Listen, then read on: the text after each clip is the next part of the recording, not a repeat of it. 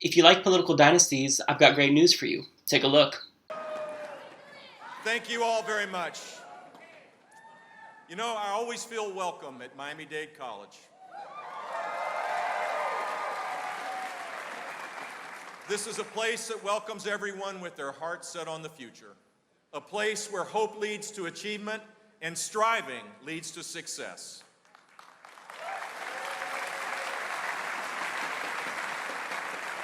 For all of us, it is just the place to be in the campaign that begins today. So here's some things that you need to know about Jeb Bush. First and foremost, he's pro-discrimination. Now, he says that the Constitution grants no right to same-sex marriage, and he's in favor of, quote, traditional marriage. Unfortunately for him, the Equal Protection Clause of the 14th Amendment wholeheartedly disagrees with him. Now, one thing that's interesting is that this also means that he's against his own marriage, because if you're for traditional marriage, well, if we're looking at it from a biblical perspective, then that means that interracial marriages are also probably against the Bible. Jeb Bush is in an interracial marriage. It wasn't until 1968 that the Supreme Court said in Loving v. Virginia that couples of different races could marry. Jeb Bush's wife is Mexican, so it's really interesting that he's taking this stance of traditional marriage. It's very hypocritical, I think. And he needs to acknowledge the fact that his marriage is not necessarily seen as traditional. It's still fairly controversial in certain parts of the country, namely the South. Going further, when it comes to the issue of whether or not businesses should be able to discriminate against gay people, he says that they should if it's based off of religious belief. This is a really dangerous slippery slope. See, conservatives always talk about the slippery slope with marriage equality. However, this is a real slippery slope. If I say that it's my religious belief to discriminate against African Americans, Latino Americans, or other types of religious groups such as Jewish Americans or even Christian Americans, that's a problem.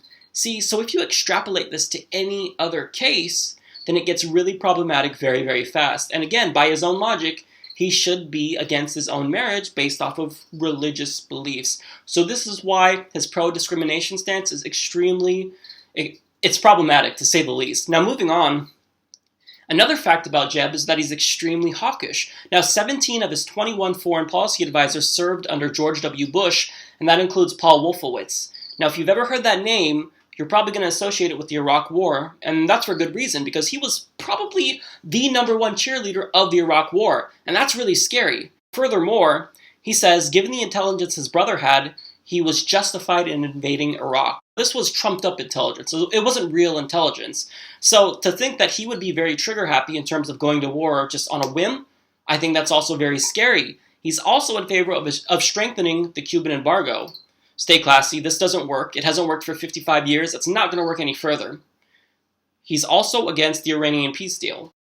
Anytime you're against something that has peace in it, the peace deal, and it's legitimately trying to get peace, well, that's just stupid and nonsensical. So he also self-described as an unwavering supporter of Benjamin Netanyahu, the Israeli prime minister.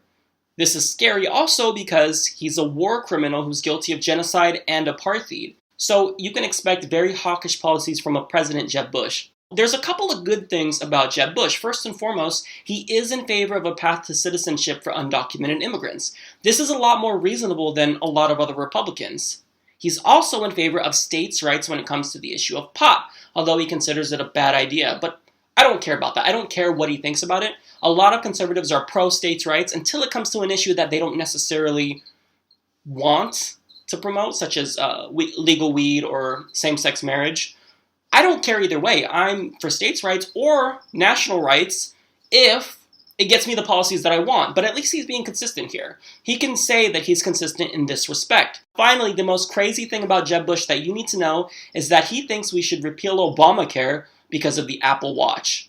Now, this is something that I'm not making up, as hard as that is to believe. He says that the Apple Watch could one day tend to all of our health needs. So a watch on your wrist, I guess that if you download an app, you can just clear yourself of types of diseases such as glaucoma or perhaps cancer. This is really weird and nonsensical, and I don't think he's really looked into this issue very much. Maybe he's talking more about the future of technology, but it's something that's scary. I don't think that a watch should replace healthcare, and I don't really think that he does too, but he has to toe the party line and be against Obamacare if he wants to get the nomination.